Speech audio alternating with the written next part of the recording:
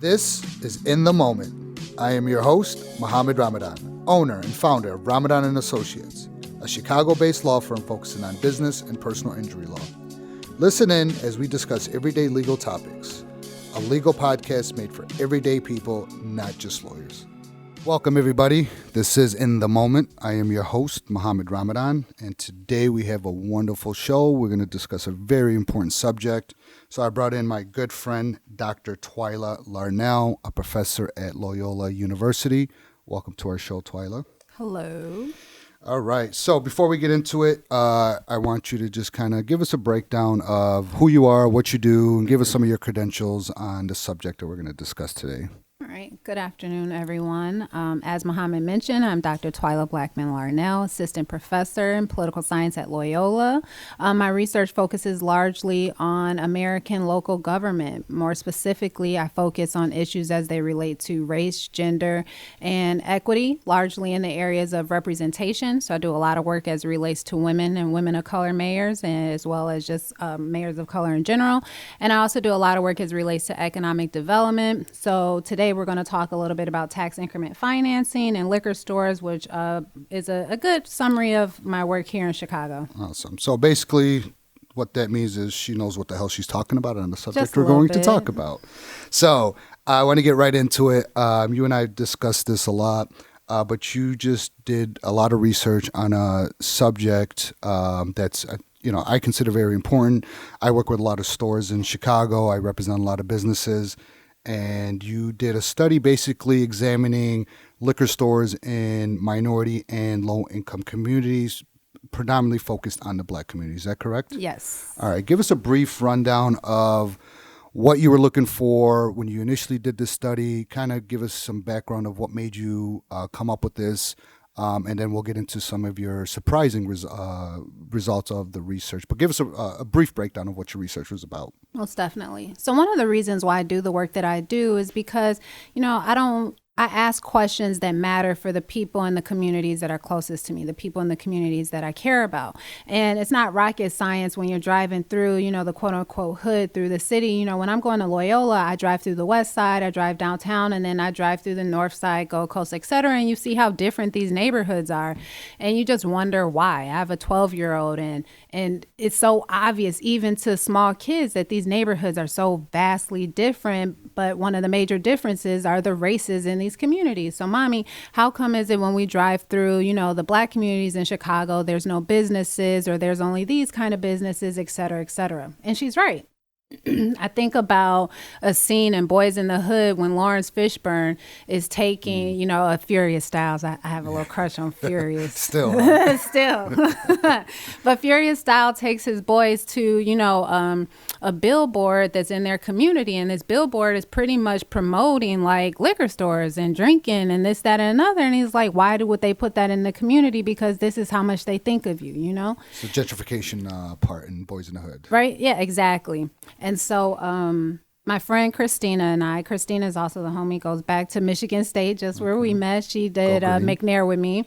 And Christina is in the Department of Criminology at the University of Cincinnati.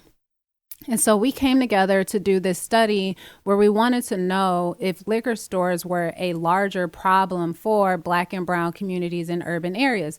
There's this huge literature out there that says that liquor stores are problematic, that they promote substance abuse, domestic violence, they promote loitering, they promote public drunkenness, they promote all these things associated with broken windows, right? These neighborhood dysfunction, so to speak.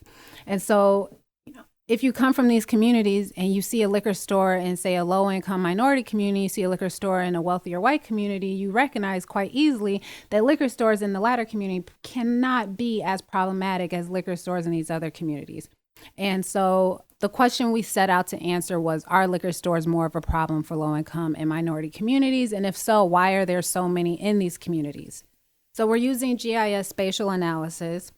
Okay, what is that? Because briefly explain what is that. So GIS is essentially where you are able to analyze neighborhood level data focusing on space. So a lot of us use work where we're just kind of using statistics. You guys probably remember like correlation analysis and things like that. GIS allows us to also account for the fact that most spaces are located next to spaces that are like them, right? And so, believe it or not, Chicago is actually one of the leaders in what we call big data. They have this thing called the data portal. If you're ever looking for information on business licenses in Chicago or grocery stores, food deserts, even where crimes occur, or all of these things, Chicago has that readily accessible to all of its citizens. You just have to go online. And so what we did was we mapped the locations of all of the liquor stores, also called packaged goods stores in Chicago. We removed all the major grocery stores. So we're not looking at, your Mariano's or your Jewel's or anything like that. We're literally looking at your corner liquor store, traditional basically. Corner store, right? Corner store. The name of the paper is Wine, Beer, Lotto, just like the signs, Nice. right? Okay. And so what we found actually was quite surprising. We found a reversal of the pattern that we expected. So in other places like Oakland, Baltimore, New Orleans, New York, people are still finding that there's an overabundance of liquor stores in low-income and minority communities. But in Chicago, it's reversed, and it's been happening pretty slowly since the last 90s. Like, nobody just noticed it. Which I find surprising, honestly, when you first told me that, I was a little shocked, and I think that goes to my own personal misconceptions that I think you even kind of had that misconception. And I remember when you told me the results, you were kind of like, damn, right, we didn't know this. Like, this is really shocking. So what did you notice regarding the liquor stores within the Black and brown communities and low income compared to, Lincoln Park or Wicker Park or those kinds of areas? So what happens is actually most low income and Black and brown communities actually have 0 or 1 liquor store. This is crazy. We never really expected this to happen at all. And I think one of the reasons why is because when you're driving through some of these communities, you see that 1 liquor store, and it's one of the very few businesses that are operating. So in our minds, we think we see more, right? It's like, because that's the only stores that's there, right? That's a part of the quintessential, economic centers in these communities. The liquor store, the barber shop, right? A gas station, a nail salon. Fish and chicken. Exactly, yes. right? So we think that there's more liquor stores in these communities. But in the late 1990s, Mayor Daley actually provided city resources to help communities who wanted to get rid of liquor stores. Who was behind it? Let's reverse a little bit. It was Mayor Daley. He went to Salem Baptist Church on the south side. Reverend Meeks, who had previously attempted to get liquor stores tossed out of his community. And Mayor Daley was pretty much like, if this is what you want to do, I'll give you all the resources. And he began sending city attorneys out to neighborhoods all across the city of Chicago and provide step-by-step tutorials on how to, get a petition going so that your community can sign it, how many signatures you needed, how you had to go about getting those signatures, how to submit those signatures to city council, when to submit it, right? How to defend your petition when you go up in front of it. Like, he gave them everything they needed. And so let me unpack that for a second, because that was very mind-boggling to me. Yeah. And even though it's I consider it for a good cause, but government sent help to close down their own businesses. That are paying a lot in terms of liquor licensing fees. Yeah, liquor licenses, I don't do liquor licenses, but I'm familiar because I do a lot of licensing. I think they go for about $6,000 to $8,000 just to apply for it. 2, I never thought Daley actually gave a shit about the Black community, especially on the South Side. That was always the perception of people that lived on the South Side was, to him, Bridgeport was the South Side. Anything outside of that was, don't ask, don't tell, we don't really care. And for those that don't know, Reverend Meeks, he's a very powerful reverend in Chicago, and he had a big following. I don't know where he's at recently. This is one of the, mega churches on Black South Side. He's a huge, many of Chicago's Black celebrities attend, and middle class, high income, low income. It is very diverse population at the church, and they live all over the South and West Side. So back to the Daley part, is this substantiated? Was this rumors? Was the, how do we know this is true? Very, very real. So unfortunately, the data that the city has online doesn't allow me to really look at the number of liquor stores prior to 1998. Okay. But the Chicago Reader, the Chicago Sun-Times, there's stories in the New York Times that are talking about this quote unquote new prohibition movement in Chicago, or this temperance movement in Chicago from 1998 to like 2005.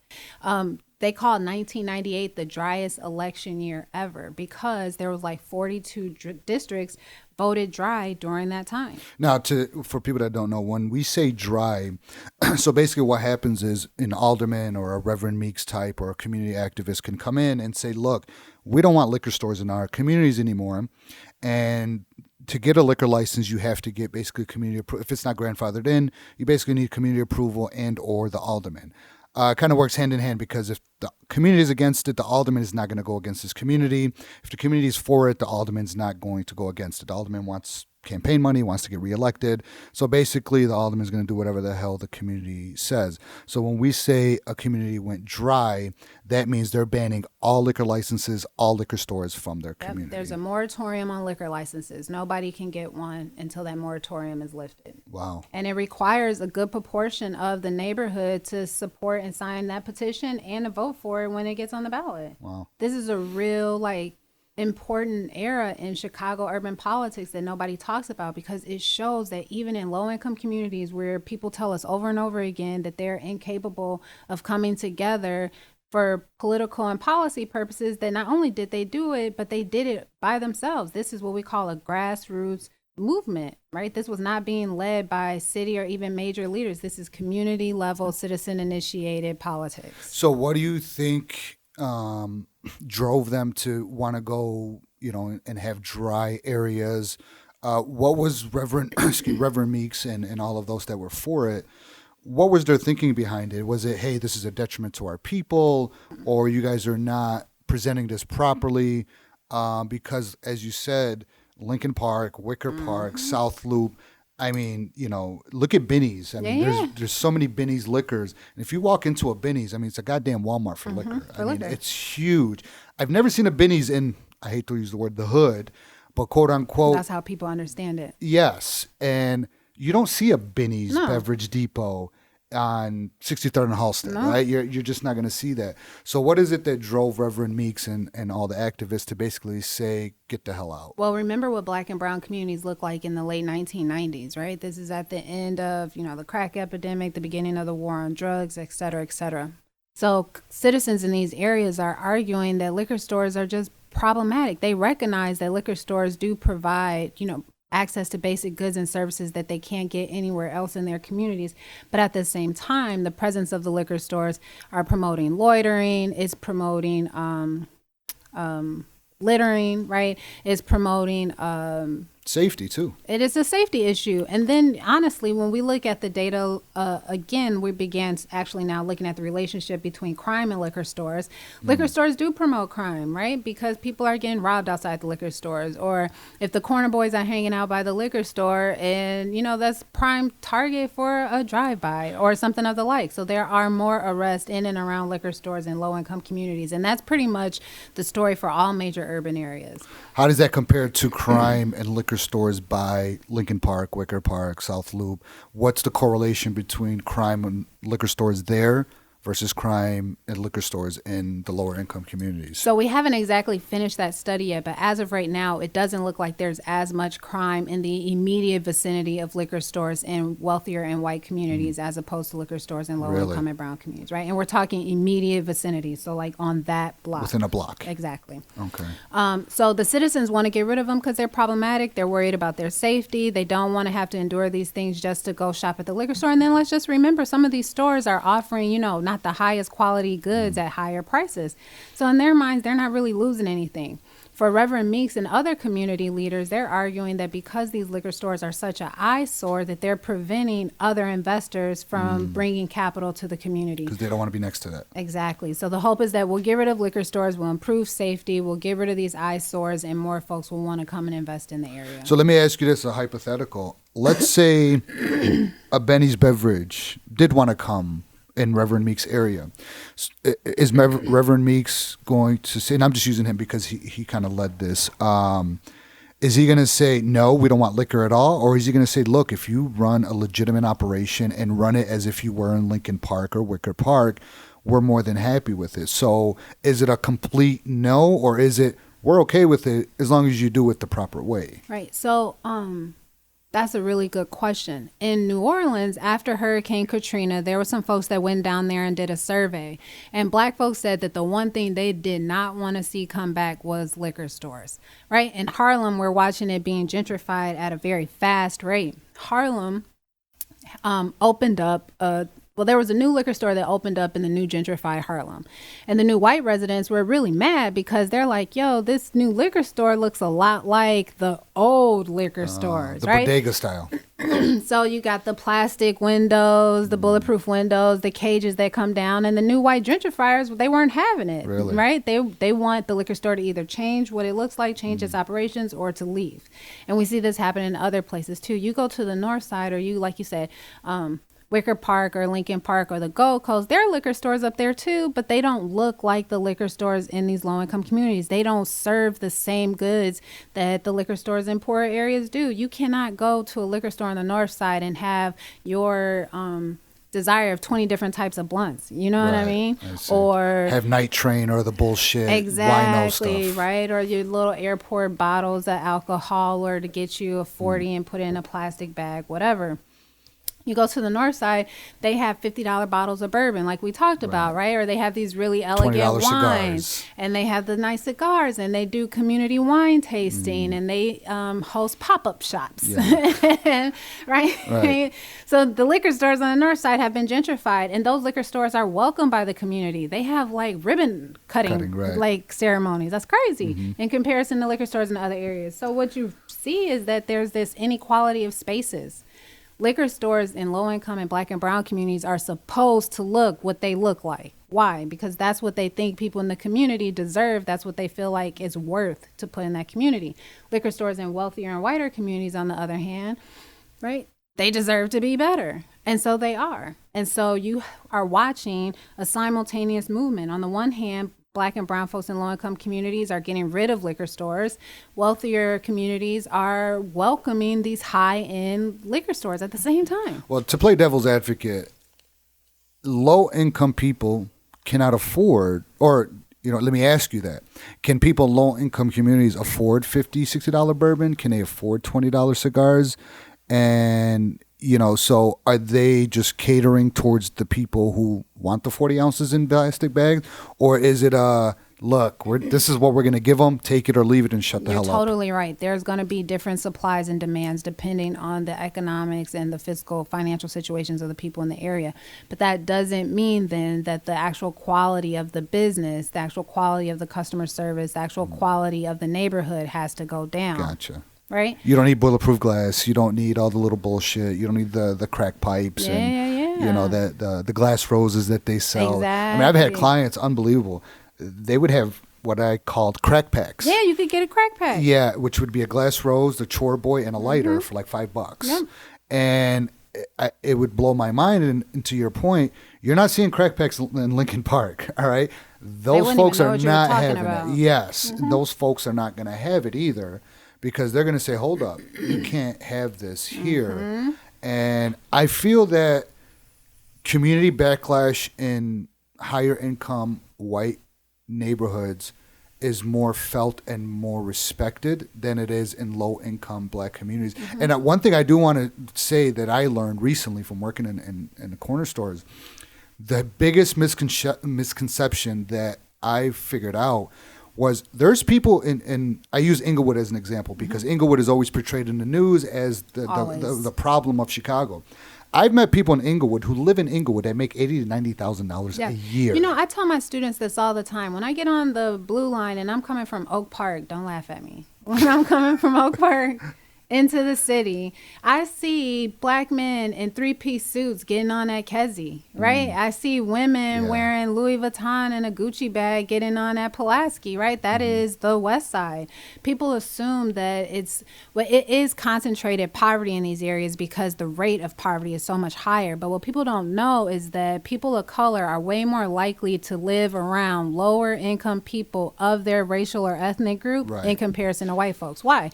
Because that's still our community. community. We just happen to make more money. Correct. Right? And so we are not always as quick to leave. So that means that Black folks, Latinos, Muslims, and Asians are way more likely to live closer to poverty than white folks are. And a big reason for that as well that people overlook, and you're right, it happens with all communities. And even if you look at the Black community, when there was the Southern migration to Chicago, they did what I consider them similar to the immigration population. Yeah, you create your ethnic enclave. Yes, when Palestinians came, my community, when they first come to this country, where do they go? Where the rest of the Palestinians are. Why? They speak our language. They can possibly help me get a job. They can tell me where the mosque is. They can tell me where to shop for groceries. Exactly. And you live within them because that's what you know. Yep. So people have this misconception about the Black community. Well, there was a huge Southern migration, and I want to say the 50s, 60s. Well, the Great Migration is like after the Civil War all the way up to the 1940s or Correct. so. We saw millions of Black folks coming from the South to places like St. Louis, Chicago, Detroit, Memphis, and Philly. when they come, where are they going to go? Yeah. They're going to go by the Black community. One, it was by force because even post Jim Crow, it was still Jim Crow essentially. Chicago, what people don't understand, is extremely racist, extremely segregated. Let's not forget that Dr. King was bricked in Marquette Park when he came, and even Dr. King said, "Holy shit, Chicago, you guys are bad." And that's what Mayor Daley said basically, and if I can quote him, "Our Negroes are good, stop causing trouble." Yeah. So I always use that quote. Yeah, that's the original Daley. The first Daley. Yeah. That was literally something he said was, "Our Negroes are fine and safe, stop causing ruckus." And I use that to show that just because we're in quote unquote the North or a metropolitan city or this liberal bastion, it's bullshit. Because when they came, they were forced into certain areas, and the housing projects were not meant to improve their lives. It was meant to control and contain. Where we are located right now, off of Canal Port and 22nd, this was part of the Black Belt of Chicago. Right? People have the history of just settlement patterns in Chicago is amazing. When white ethnics from Europe were immigrating to the U.S., where did they go? They went and they lived closer to where the jobs were, which was right downtown. They lived around the meatpacking district, the steel packing district. So they're south, and they're pretty much surrounding what we know as the Loop today. Once they begin to move out and Black folks migrate, they take over these same communities. So the original South Side started right around Roosevelt. Right now, obviously, we've pushed them some 50, 60 blocks south and 20 blocks west, et cetera. But we've also concentrated some, economic deficiencies in these areas as well. And they're reflected in a ton of different social demographics, whether we're talking about educational attainment, wealth, income, employment levels, et cetera. Yeah, and kind of back to your point about, I don't think they're totally anti-alcohol. I think it's the process. An example I used with you, and I actually use one of my best clients as an example for other clients, because I'm part of a program where we have a corner store program where basically what I'm teaching these guys is the old model of the corner store that you have is dead. So you either adapt or die. And I have one of my very good clients who just does things the right way, and he took over this dilapidated corner store in the North Side on Division. And I remember when I was doing his licensing, I asked him if we were doing a tobacco license, and he said, "No, I don't want it." And you got to keep in mind, at the time, getting a tobacco license almost doubled up the value of your business. And I was shocked, and I'm like, "Hey man, why don't you want a tobacco license?" He's like, "I don't want that crowd." And I don't understand what he meant, so I asked him, "What do you mean by that?" And he said, "Look, Mo, when I sell blunts and all that, I get the hoodlums that come in, right? They buy a couple blunts, a couple quarter bags of chips, some juice, some drink. He's like, I'm making 2-3 cents on that purchase. He's like, I don't care for them.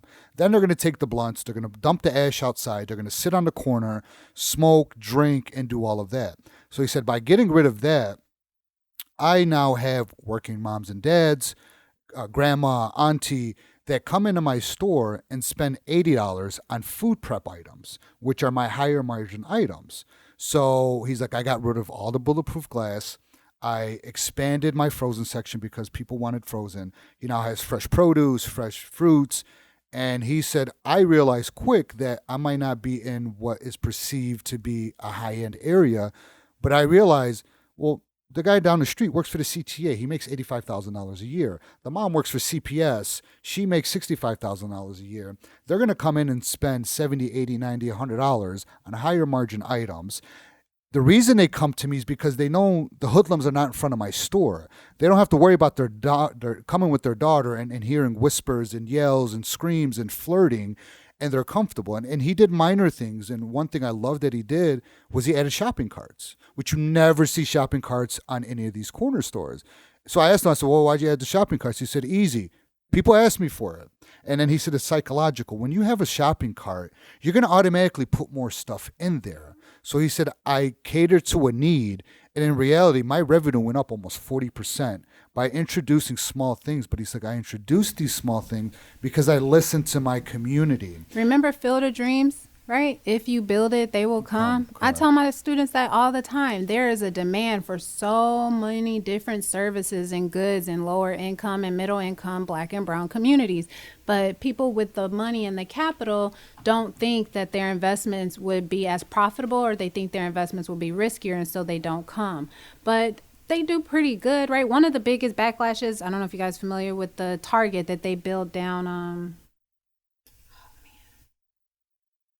remember they built the really big Target. It was supposed to fill the food desert. There you go, right? Yes. But then they just closed it. And so Black folks in the community are like, why are you closing? Target's like, we're not making enough money. Black people are like, you lying, right? Because when I'm in Target, the line is down, right? Everybody's in Target. So it's like, so why Target? Why are you now leaving when the city has given you so many resources to build this Target? You know that the people need the Target, right? And now that community is going to go back to being a food desert. It's like you might not be making, right? You might not be making a ton of profit, but you are making a profit and you're providing something from the community. What people don't understand is that investors are not going to always be committed to the health of a community. And that is why, as we talked about, you have to have more people from the area investing in the community, because then they will be committed. They're not only going to be thinking about the bottom line, but they're going to be thinking about the quality of their business, the quality of their customer service, et cetera, et cetera. Why? Because these are people who they truly care about, right? I always preach good business is good business. And what I mean by that is by listening to your community and catering to them and being good to them will drive in more revenue. Therefore, it's good for your bottom line.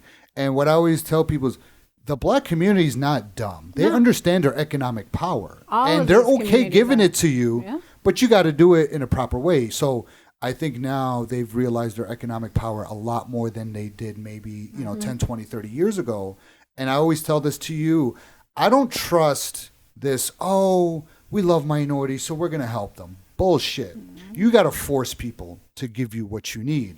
And this country, money talks, bullshit walks, right? So minorities have to learn to use their economic power, not their philosophical, I have a dream bullshit, because at the end of the day, they really don't care. Once they get your votes, they're not going to come back to Inglewood or Bronzeville or any of these areas. So how do you flex your muscle? Your economic power. And I think if minorities really started to realize how much their economic power can make change, because at the end of the day, businesses are there to make a profit. It's funny, though, that you use that metaphor, because the I Have a Dream speech is about economic self-sufficiency, right? It's about economic equality. It's about Black, brown, low income, whoever having access to economic opportunity. And so I think that you are right. But as we spoke about, right, I will be more specific and say I think lower income people of color across all races and ethnicities are beginning to recognize the value of their dollar and the power of their dollar. Middle class and higher income folks are going to be much more well aware of that. And so what I think is happening in some of these areas is that people are stopping frequenting them as often because they're not being treated as well, or they're paying too much money for the goods that are there, or they have to deal with some other, problems as they try to, spend their money there. And so they are willing to get on a bus and ride it 20, 30 blocks in the snow to go get groceries somewhere else. At Food for Less or,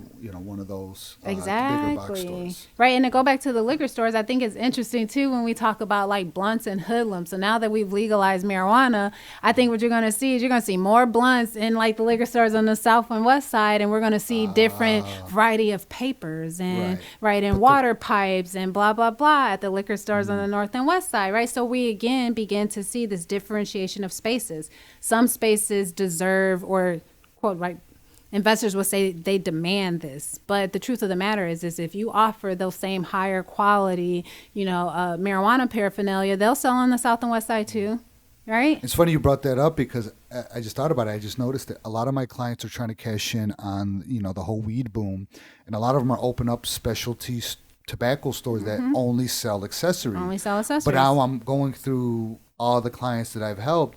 None of them are open specialty stores in the South or West Sides. They're all either going in the suburbs or they want to open in Lincoln Park.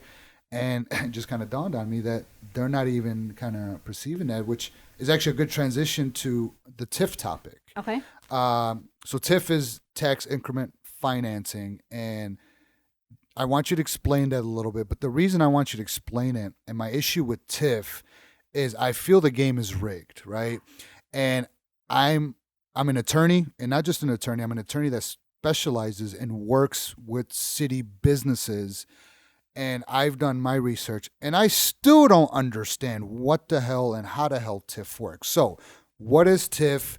How does it work? And then we'll get into a lot of the issues with TIF. Okay, so in Chicago, there are more than 160 TIF districts. Chicago is, in comparison to all other cities across the U.S., one of the most proliferate users of tax increment financing. Tax increment financing essentially is when the city kind of sets aside a particular geographic area, and in that geographic area, the city will freeze the amount of tax revenue it takes from that community every year. So if the year that we create this TIF district, the city collects $1,000 in tax revenues from that area, for the next 23 years, the city will only take $1,000 in tax revenue from that area. Okay. But the hope is that property values in that community are going to go up, which will lead to increases in tax revenue. And whatever those increases in tax revenue are above that $1,000, that community gets to keep. Hence now, tax increment financing. Exactly. Okay. So, right, it's considered to be self-financing. So how do we get property values in this area to go up? Well, technically, based on Illinois state legislation, TIF districts are only supposed to be in areas that are blighted and would not experience any growth in property values without targeted intervention by the government. Mm-hmm. That is where we're supposed to be putting TIFs. But in Chicago, all the major universities are in TIF districts, right? UIC, University of Chicago, Loyola, they're all in TIF districts.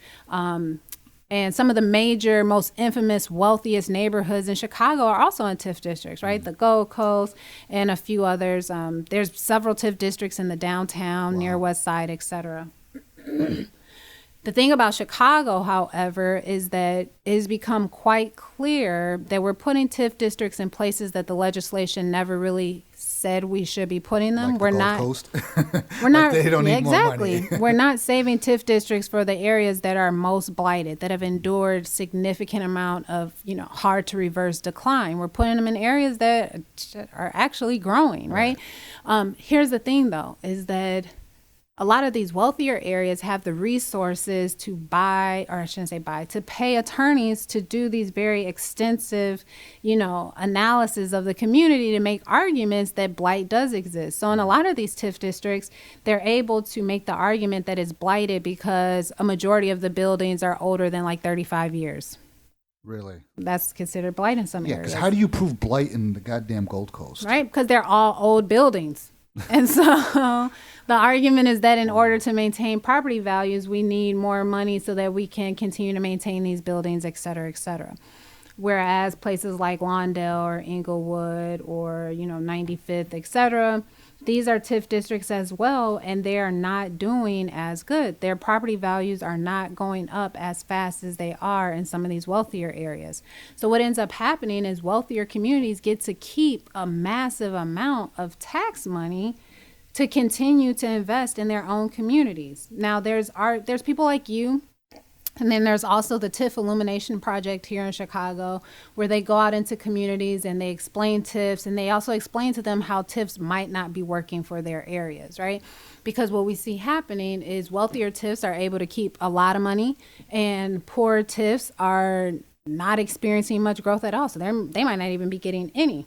So when we did this study, we were trying to figure out if TIF districts were performing in comparison to wealthier TIF districts, where TIF districts in poor Black and brown communities performing as well.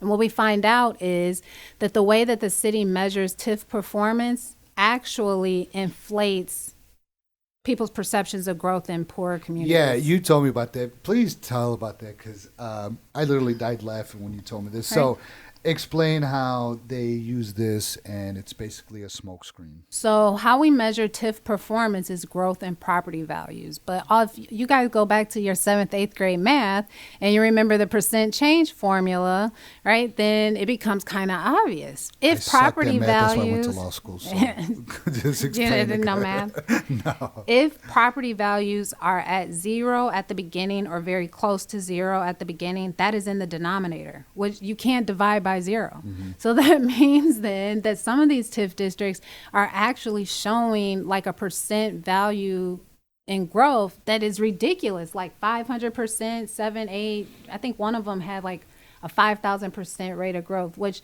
is unheard of, and it doesn't even make sense, right? We reported it just to show how much it doesn't make sense, because this is a very blighted area. So here in the city of Chicago, we have some areas where there's concentrated blight, right? These are some of the communities that have some of the highest blight levels across the entire city, but they also have some of the highest rates of property value growth. And you're like, that's impossible. How could you have property value growth of 500, 600% over the last, 10, 15 years, but you still have one of the highest rates of blight in the community?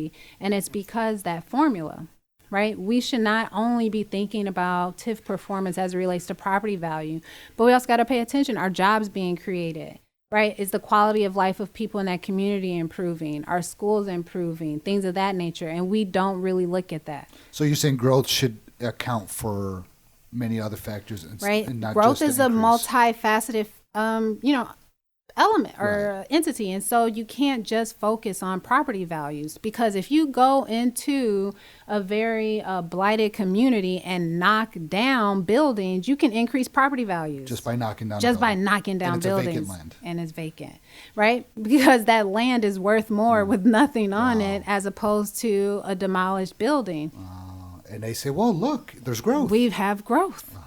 Right? And you're like, I'm not laughing. I'm laughing at like how much the game is rigged. Like, it's so funny to me that, again, I go back to, and we've talked about TIF a few times, and I still don't understand it. And again, and I consider myself educated, and I'm in this area, and I work in Chicago.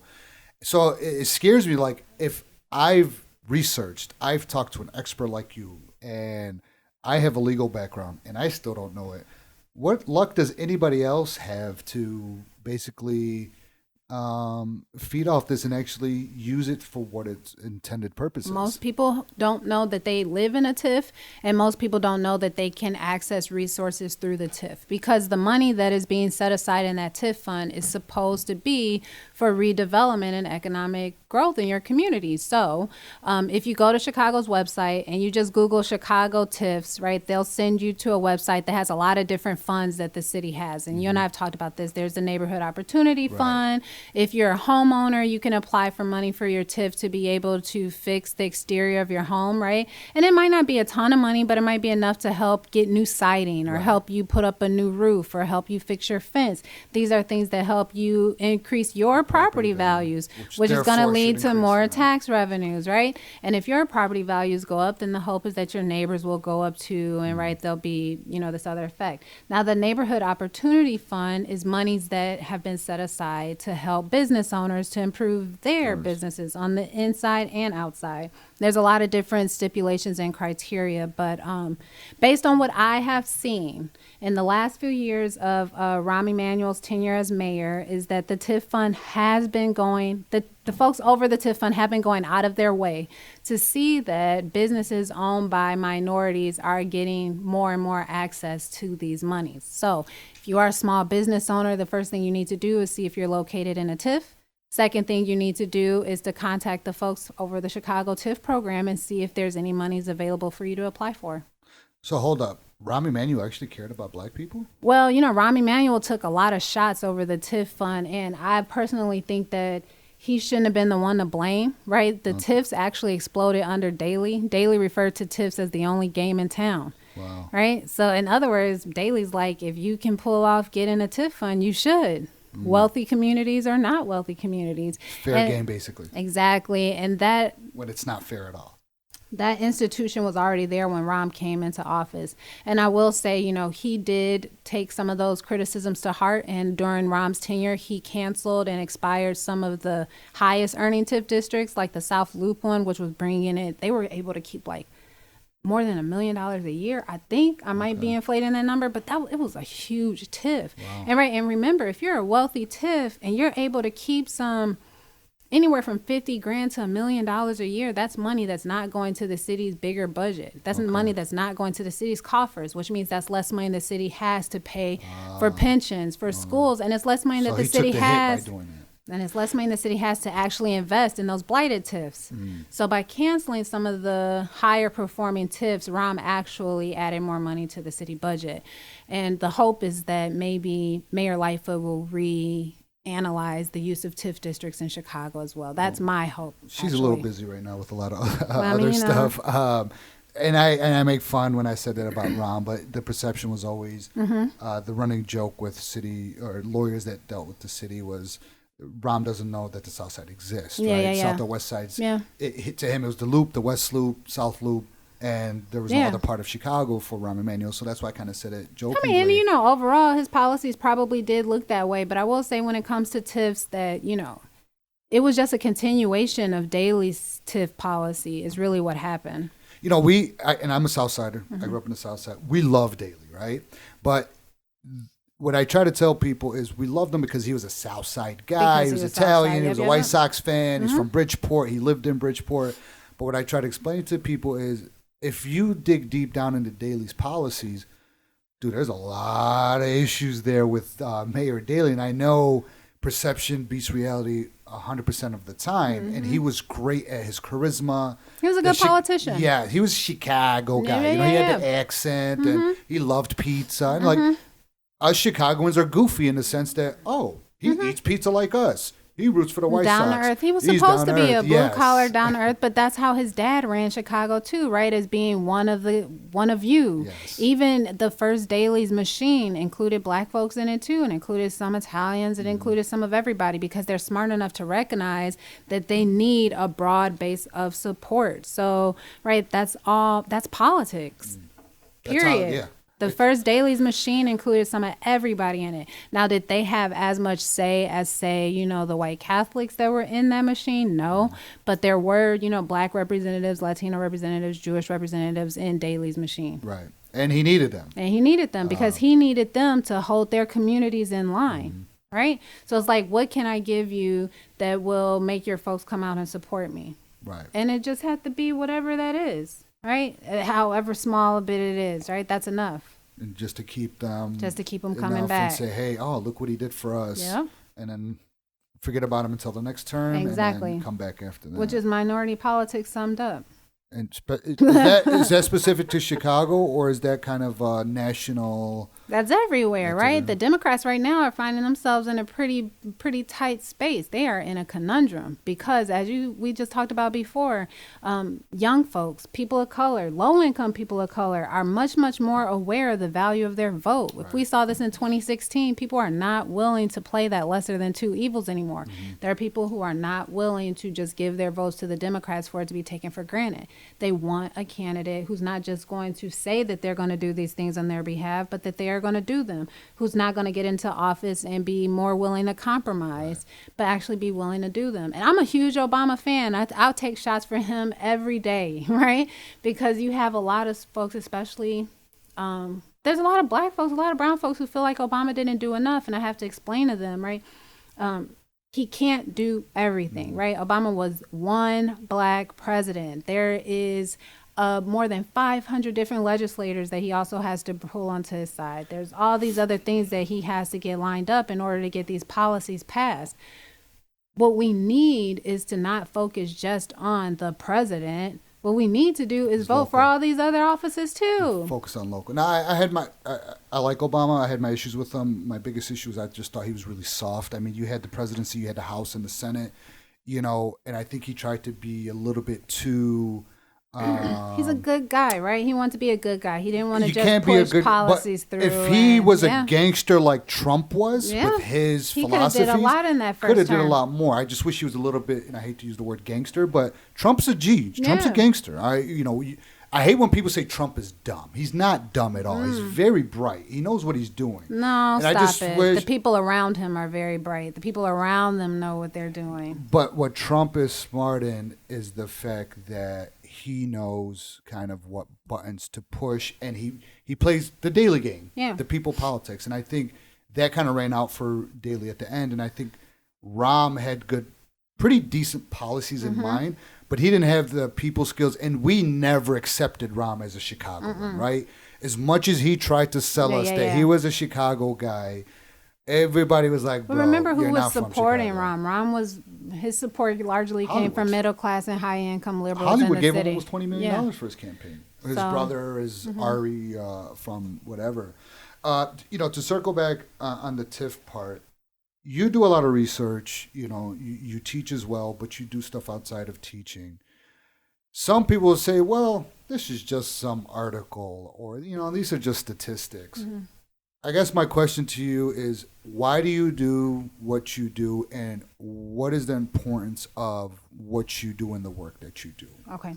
So I remember my personal statement for graduate school because it was based on an experience I had that really kind of blew my mind. I was born and raised in Aurora, which is a suburb of Chicago. Aurora is pretty diverse in terms of income and race, et cetera. So I didn't see the same amount of in your face poverty on the street as you do when you are on the streets of Chicago. There's still poverty, don't get me wrong, but it's just not, it's a different kind. And so I remember being on the Magnificent Mile, and I was probably maybe 18, 19. And I was up there with one of the academic programs I was with. And there was this middle-aged black lady with a 3 or 4 year old little girl sitting in her lap, and she's just asking for change, and people were just ignoring her. And here I am, 19, I don't have but maybe $3 in my pocket, right? And I give her all the $3 that I have, and I just couldn't for the life of me understand how people could walk past this lady with this baby and not give her something, right? It just drove me crazy, because on the Magnificent Mile, they're bringing in millions on millions every day. So I know you got it, right? And I just couldn't get past this idea of just inequality and these differences of just quality of life, and people ignoring that there are people who need help, et cetera, et cetera, et cetera. And so when I was an undergraduate, I double majored in politics and economics. They go hand in hand, government, money, and I minored in African American studies. So the more and more you're reading about this, you realize, like you said, the game is rigged. Capitalism is a system of winners and losers. Democracy is a system of majority wins, or whoever has the most access to resources, right? And so when I went to graduate school, I just wanted to answer questions that would help people like that lady on the Magnificent Mile. Holy cow, there has to be answers out here.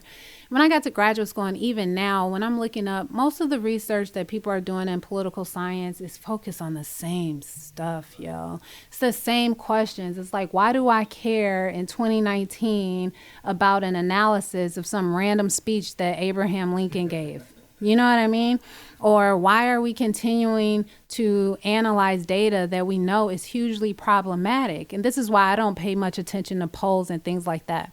In survey research, they call Black and brown and low income and immigrant communities hard to reach populations, which just legitimizes them not including us in these polls, in these surveys, in this research at levels that we should be, right? So we're underrepresented in everything, which means that they're not really getting a good say of what it is that we want, what we need, etc. The only way for us to get more information about the problems, the wants, the needs that are in low-income, Black, brown communities is if we ask them and answer them ourselves. And not only do we have to ask and answer them ourselves, but we also have to take the next step to do things like I'm doing now, which is to take this information and disseminate it to the people that matter. Is my work going to be published in the highest rated political science journals? Probably not, because I'm not studying the things that, the majority of political scientists care about. The majority of political scientists are old white men, right? They don't care about these things. So my research is going to go to places like the Journal of Black Studies or Economic Development Quarterly or the Journal of Poverty, right? Places where other scholars focused on these specific issues are going to be. So you're supporting their efforts basically, and you're focused on the groups that can use this as ammo in their endeavors, their research, and in their programs. Exactly. I did not go, and go through what I did in graduate school to do research that's just going to make a whole bunch of wealthier white folks happy. I went to go do the research that is needed for the people that I care about and the communities that I care about. And so I only ask questions that people like my cousins are going to be interested in, right? Or something along those lines. And then I try to get out and I try to get my work out. So when you asked me to do this podcast, I told you it was nothing. I'd come back tomorrow if you want to do another one. That's whatever. I've also been quoted in the Chicago Cranes Business Magazine. Nice. I've also been quoted in the Root magazine. Actually, the Root article was pretty fun to do because it was about the Chicago mayoral candidate, Jamal Green, really young community leader on the South Side. I really enjoyed that piece. I've been was on ABC 7, the Sunday morning political science stuff. You did good on that. I watched that. Thank you very much. Yeah. And I've done like In the Loop and a few other of the talk radio type things across the Chicagoland area. And the hope is that information will get out to community members and people who really care about it, and not just scholars. Like some scholars out here, they just write and publish just to write and publish. But I want my work to have an impact. Yeah, and that's why I think your work is so important. And the main reason is what I enjoy most about our conversations is, you don't mince words, you don't hold back, you tell it like it is. And I think your work, the more that I do community work and the more that I work with these organizations, I realize how important it is, because even when it comes to, say, grant writing and certain stuff, like they need to back it up with certain statistics. So that work is very crucial. And, we do need people to touch on topics that are basically not always highlighted, or, certain areas that people just might not care about. So that's kind of why I wanted to bring you on. And I really appreciate you coming on. I think you gave us a lot of good information. Just for anybody that's interested in TIF, can you briefly give them either your email or a contact or some resources that they can reach out? And of course, you can always reach out to my office and we can connect you with Twyla. But any resources or anything for anyone that's interested in TIF, and just give them a breakdown of where they could find that info or get in touch with you. Definitely. You can definitely catch me on Loyola's website. And I'm on Twitter at TB Larnell. I still don't understand. You got to get with the Twitter game. Twitter is really where all these conversations are happening, right? I don't trust Facebook as much. Statistics show that Facebook has a larger proportion of fake news and people who are not truly informed about politics. Okay. On Twitter, you can follow your local mayors, community leaders. You can have conversations with these folks, news reporters, other scholars, etc. It's a lot of intelligent people on Twitter talking about all of these things. What's your Twitter handle? It's TB Larnell. So TB as in Twyla Blackmond, and then my last name Larnell. Awesome. And then Chicago has a lot of information on TIFs. I'm telling you, they are one of the best cities, I think, in providing information to the public. So just Google Chicago TIFs. There's also the Neighborhood Opportunity Fund, which I think is a good place to start if you really are interested in looking for monies to support your businesses. Awesome. And hopefully once this study gets published, I will put it up on all my social media and likely my website. So Twyla, thank you so much for coming. You were awesome as always, and we'll probably eventually bring you back on. You should. I'm amazing. I ain't go that far now. All right, now it's time for my Minute with Mo. And in light of it being Black History Month, I wanted to honor two men who have influenced my life a great deal. But before I get into that, I want to discuss a misconception about the Muslim community and the Black community in this country. So the big misconception is that most Muslims are Arab, when in fact, statistically speaking, the majority of American Muslims are African American. As well, on the flip side, is the majority of Arab Americans are not Muslim. Believe it or not, there's a lot of Christian Arabs out there. So there's this misconception that if you're Arab, you're Muslim, or if you're Muslim, that you're Arab. And that's just not true. So it brings me to my point. The two most influential American Muslims in the history of this country were African-American men. None other than Al-Hajj Malik Shabazz, a.k.a. Brother Malcolm X, and the legendary, great Muhammad Ali. If you look in the history of this country and you look at the Muslims in this country, there's no two people in this country's history that were more influential for American Muslims than those two men. The very first book that I ever read from start to finish was Malcolm X's autobiography. I look and listen to anything that I can get my hands on about Muhammad Ali. So the reason I say that is do your research, do your homework. Don't always have your misconceptions. Don't always follow them. So I wanted to show gratitude to two great men that have gone through so much, they gave up so much just to get their voice out there. And these are two men that inspire me to speak out and not be afraid. So in light of Black History Month, I wanted to give a special shout out to two men that really influenced me, Malcolm X and Muhammad Ali. That is our show for today. Thank you for listening, and we'll definitely be back.